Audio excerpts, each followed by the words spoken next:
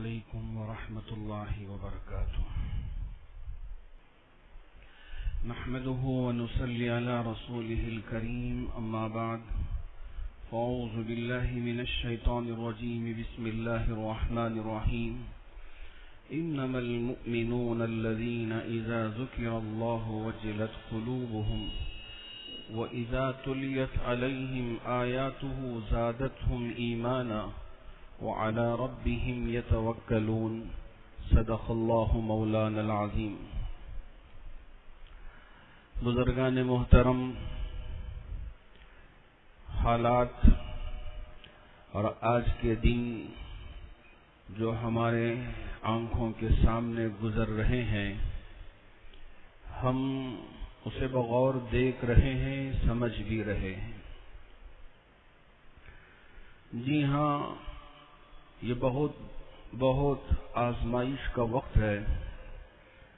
اس آزمائش کے وقت میں ایک طرف جہاں ہم کو دعاؤں میں لگے رہنا ہے اور اللہ کی ذات پہ بھی بھروسہ رکھنا ہے، تو وہیں اپنے طرف سے کچھ باتوں میں احتیاط کرنے کی بھی ضرورت ہے.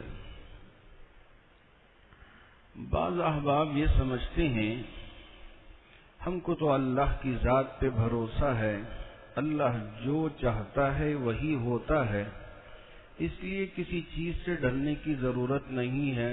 چلو سب سے ملیں، کریں، کھائیں پئیں، موج مستی میں مگن رہیں، اسی کو توکل سمجھ گئے. میں ذرا قرآن کی آیتوں سے توکل کا مطلب آپ کے سامنے رکھنا چاہوں گا. ذرا غور کریں، سمجھنے کی کوشش کریں.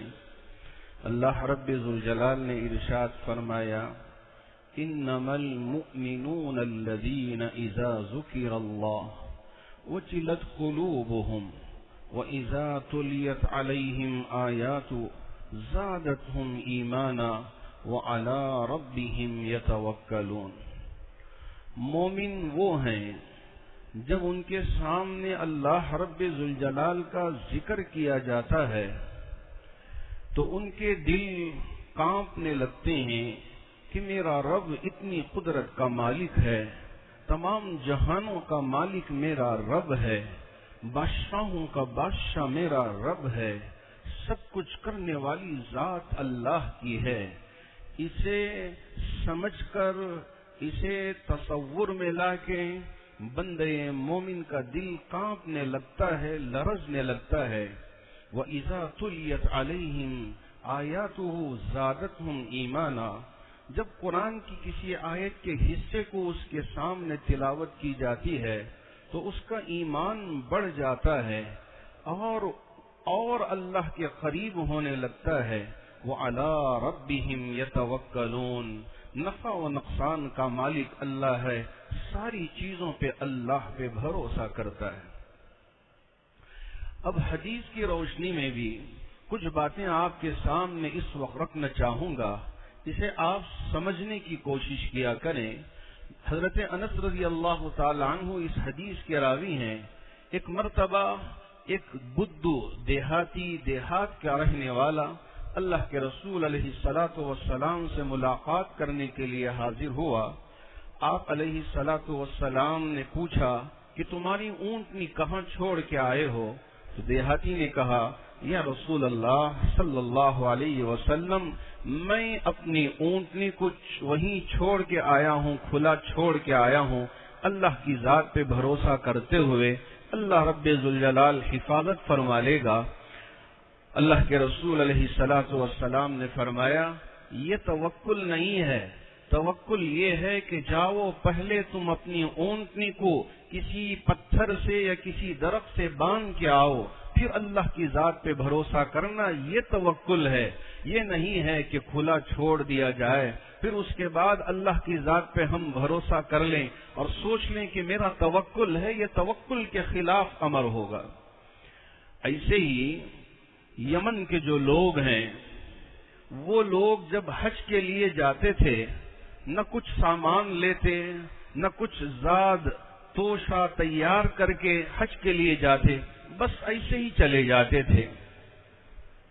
اللہ کے رسول علیہ الصلاۃ والسلام کو پتہ چلا کہ یمن سے آنے والے لوگ جو حج پہ آتے ہیں وہ بغیر توشے کے، بغیر کچھ لائے کے ساتھ ایسے ہی آ جاتے ہیں، کیا کیا جائے؟ اللہ کے رسول علیہ الصلاۃ والسلام نے انہیں بلایا، انہیں پوچھا کہ تم توشہ لیے بغیر ایسا کیوں آ جاتے ہو؟ تو انہوں نے کہا ہم تو اللہ کی ذات پہ بھروسہ رکھتے ہیں، جس اللہ نے ہم کو پیدا کیا ہے وہی اللہ ہماری روزی کا انتظام کر دے گا، اس بھروسے سے ہم حج کے لیے آ جاتے ہیں۔ اللہ کے رسول علیہ الصلاۃ والسلام نے فرمایا یہ توکل نہیں ہے، توشہ تم تیار کر کے لے کے آنا، تمہارے ساتھ لے کے آنا، یہ توکل ہے، اس پہ عمل کرنا ہوگا۔ آپ علیہ الصلاۃ والسلام نے حضرات صحابہ کی تصحیح فرمائی، بتایا کہ یہ توکل نہیں ہے، ورنہ ہر شخص جیسے حضرت ابراہیم علیہ الصلاۃ والسلام اللہ کی ذات پہ بھروسہ رکھ کے آگ میں کود گئے تھے، اب ہم بھی سوچیں کہ چلو ہم بھی اللہ کے بندے ہیں، آگ دہک رہی ہے، ہم اس میں جا کے کود جائیں گے، ہمارا رب ہماری حفاظت کر لے گا، یہ توکل نہیں ہے۔ توکل یہ ہے جہاں آگ ہو اس آگ کے قریب بھی نہ جائیں، اپنے آپ کو بچا کے رکھیں۔ ہاں اگر دشمن ہم کو زبردستی آگ میں ڈھکیل رہا ہو، ہم اللہ کی بارگاہ میں ہاتھ پھیلا کے دعا مانگتے رہیں، میرا رب ہے کہ دشمن مجھے مارنا چاہتا ہے، میرا رب اگر مجھے جلانا چاہے، دشمن جتنی بھی کوشش کر لے مجھے مار نہیں سکے گا، مجھے نقصان نہیں پہنچا سکے گا۔ اگر یہ یقین رکھ کر وہ آگے بڑھتا ہے، جب اللہ کی مدد آئے گی، جب اللہ کی مدد آئے گی۔ اب ایسے ہی ان حالات میں، جن حالات سے ہم اس وقت گزر رہے ہیں، رات کے 1 بجے سے مسلسل لوگوں کے فون آ رہے ہیں کہ حضرت میرا بھائی 36 سال کی عمر کا ہے، ہاسپٹلوں کے چکر لگا رہا ہوں، کہیں کسی ہاسپٹل میں لینے کے لیے تیار نہیں، اس لیے کہ بیڈ نہیں ہے، اب کیا کروں مجھے سمجھ میں نہیں آ رہا ہے، میری بھائی کی سانس پھول رہی ہے، اس کی آنکھ کھڑ جا رہی ہیں، کیا کروں؟ آنکھوں کے سامنے دیکھتے ہوئے رشتہ دار پریشان ہو رہے۔ اتنا ہی نہیں، ایک اور مولوی صاحب کا فون آیا، کہا کہ ہاسپٹل میں تو لے لیے لیکن ان کے لیے بیڈ نہیں ہے، وہ بیڈ جس کے ذریعے سے آکسیجن کا انتظام کیا جا سکے، وہ بیڈ جس کے ذریعے سے ان کا پورا علاج معالجہ کرایا جا سکے، ایسا بیڈ اویلیبل نہیں ہے شہر میں، کیا کریں؟ ایمبولینس میں ڈال کے یہ ہاسپٹل گئے، وہاں لینے کے لیے تیار نہیں، اس ہاسپٹل میں گئے، وہاں انہوں نے انکار کر دیا، حالت اتنی بد سے بدتر ہوتی جا رہی ہے۔ اگر اس کے باوجود اب بھی ہم بد احتیاطی کریں اور سوچتے رہیں کہ ہم اللہ کی ذات پہ بھروسہ کرنے والے ہیں، جو ہوگا سو دیکھا جائے گا، ہم ابھی بھی دعوتوں میں مگن رہیں گے، ہم ابھی بھی ایک دوسرے سے بغل غیر کرنے میں مگن رہیں گے، ہم ایک دوسرے کے ساتھ ٹھٹا مذاق کرنے میں اپنے آپ کو مصروف رکھیں گے، اور ہم سوچتے رہیں گے کہ ہم اللہ کی ذات پہ بھروسہ کرنے والے ہیں۔ یہ ایسا ہی ہے جیسے آگ دھک رہی ہے اور سوچ لیا کہ میرا اللہ مجھے بچائے گا، سیدھا آگ میں چلا گیا اور سوچنے لگا کہ میرا اللہ مجھے بچا لے گا، یہ توکل نہیں ہے، یہ توکل کے خلاف ہے۔ پہلے ہم احتیاط کریں، یہ وقت ہے، اس لیے کہ آب و ہوا یہاں تبدیل ہوئی ہے، بارش ہو رہی ہے ہمارے ان شہروں میں، اگر ابھی بھی ہم سردی کی چیزیں کھا رہے ہیں اور دوسرے جس کی وجہ سے بخار آ سکتی ہے یا ہماری طبیعت میں تبدیلی ہو سکتی ہے، ایسے چیزوں کا ہم استعمال کریں تو یہ مناسب وقت نہیں ہے۔ ان ساری چیزوں سے ہم بھی اپنے آپ کو بچا کے رکھنا ہے اور اپنی اولاد کو بھی بچا کے رکھنا ہے۔ کوئی ایسی چیز جس کی وجہ سے ہماری طبیعت متاثر ہو سکتی ہے، ہماری طبیعت خراب ہو سکتی ہے، اس سے ہم اپنے آپ کو بچا کے رکھنا چاہیے، کیونکہ اس وقت حکومت کی طرف سے چھٹیاں کا اعلان کر دیا گیا ہے اسکولوں کے لیے۔ کسی اسکول میں اس وقت تعلیم نہیں ہو رہی ہے، بچے سوچنے لگے کہ میرے لیے چھٹیوں کا موقع ہے، باپ سے تنگ کرنا شروع کر دیا کہ ہم کب تک گھر میں رہیں، چلو ذرا ہم سیر و تفریح کریں گے، کبھی یہ پارک تو کبھی وہ پارک، کبھی یہ ہوٹل تو کبھی وہ ہوٹل۔ یہ چھٹیاں منانے کا وقت نہیں ہے حکومت کی طرف سے، اس لیے یہ اعلان کیا گیا ہے کہ تاکہ بچے آپ کے گھر میں آپ کے ساتھ محفوظ رہیں، غیروں کے ساتھ خلط ملط نہ ہو، ایک دوسرے کے ساتھ نہ ملیں، اس وجہ سے چھٹیوں کا اعلان کیا گیا ہے۔ حکومت کی طرف سے جو اعلان ہو رہا ہے، ڈاکٹروں کی طرف سے جو اعلان ہو رہا ہے، اپنے منہ کو ڈھک کے رکھیں، اگر کسی مجمع میں ہوں تو وہاں اپنے منہ کو ڈھک کے رکھیں، اور ایسے ہی کسی سے ہاتھ نہ ملائیں، اور ایسے ہی یعنی کسی ایسی غیر غلط چیزوں کو نہ چھوئیں، احتیاط کیا کریں۔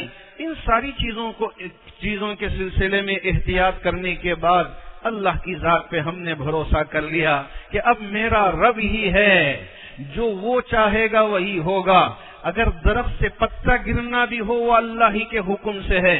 ان الحکم الا للہ امر اللہ تعبدوا الا، سب کچھ اللہ کے قبضے قدرت میں ہے، اللہ جو چاہتا ہے وہی ہوتا ہے۔ ان ساری تدابیر کو اپنانے کے بعد، سارے احتیاطی چیزوں کو اپنانے کے بعد اللہ کی ذات پہ بھروسہ کرتا ہے، اس کو توکل کہا جاتا ہے۔ یہ نہیں ہے کہ ہم اپنے آپ کو ڈھکیل دیا آگ میں، ہم نے ڈھکیل دیا بیماریوں میں، اب اس کے بعد اللہ کی ذات پہ بھروسہ ہونے کا ہم ناٹک کرتے ہیں تو یہ ناٹک ہی کہلائے گا، یہ اللہ کی ذات پہ بھروسہ نہیں کہلائے گا۔ اس لیے میں امت کے تمام افراد سے اور پوری انسانیت سے یہ کہنا چاہوں گا کہ یہ وقت ایک بہت ہی نازک وقت ہے، ایک آزمائش کا وقت ہے۔ انسانیت اس وقت بہت پریشان حال ہے۔ ذرا آپ کو اگر اندازہ نہ ہو، ایک کسی ہاسپٹل کے قریب جا کر ذرا دیکھ لیں، وہاں رشتہ دار اپنے بیمار بھائی کو یا بہن کو یا بیٹی کو یا بیوی کو لے کے کیسے تڑپ رہے ہیں، بلک رہے ہیں، ان کو بیڈ نہیں مل رہا ہے۔ اگر یہ ایک منظر آپ ذرا اپنی آنکھوں سے دیکھ لیں تو آپ کو یقین ہو جائے گا کہ حالات کس قدر نازک ہیں، حالات کس قدر پریشان کن ہیں۔ اس سے ڈرنے کی بھی ضرورت نہیں ہے۔ کہیں ایسا نہ ہو کہ تھوڑی سی کھانسی آ گئی ہم ڈر گئے، تھوڑا سا سر میں درد ہوا یا بدن میں درد ہوا تو ہم ڈر گئے اور ہاسپٹلوں کی چکر لگا رہے ہیں۔ اتنا ڈرنے کی بھی ضرورت نہیں ہے۔ گھر میں رہیں، گھریلو نسخے اپنائیں اور گھریلو نسخوں کو اپنا کر اپنی صلاحیت کو اور اپنی باڈی کے اندر کی طاقت کو بڑھانے کی کوشش کیا کریں۔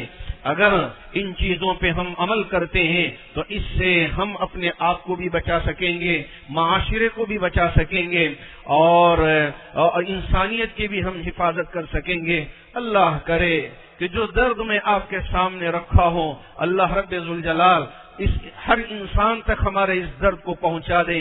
جامع مسجد و مسلم چیریٹیبل فنڈ ٹرسٹ کی طرف سے پوری کوشش ہو رہی ہے پیغام پہنچانے کی اور لوگوں کو سمجھانے کی، لوگوں کو اویئر کرنے کی اور لوگوں کو بیدار کرنے کی پوری کوشش ہو رہی ہے۔ اللہ رب ذوالجلال ہمارے اس ٹرسٹ کی کوشش کو شرف قبولیت عطا فرمائے۔ چونکہ یہ بڑا مشکل وقت ہے، ایک طرف تجارت ٹھپ ہے تو دوسری طرف یہاں انسانیت پریشان حال ہے، لیکن اس موقع پر یہاں سارا نظام بھی چلانا ہے۔ میں تمام احباب سے گزارش کرنا چاہوں گا، جن تک میری آواز پہنچ رہی ہے، اگر آپ پہلے سے ہماری ان چادروں میں ڈال کے جا رہے تھے، چونکہ اس پورے علاقے کو سیل ڈاؤن کر دیا گیا ہے، جس کی وجہ سے جامع مسجد میں جمعے کی نماز اور دوسری نمازوں کا انتظام نہیں ہے عوام الناس کے لیے، صرف یہاں کا اسٹاف اور یہاں کے احباب ہی نمازوں کا اہتمام کر رہے ہیں، جمعہ کا اہتمام کر رہے ہیں، لیکن یہ پورا نظام ٹرسٹ کو چلانا ہے۔ اس لیے میری بڑے ہی درد کے ساتھ تمام مسلمانوں سے اپیل ہے، اور خاص طور پر ہمارے وہ احباب جو بنگلور کے دوسرے ملکوں میں قیام پذیر ہیں، میں ان احباب تک بھی میری اس اپیل کو پہنچانا چاہوں گا۔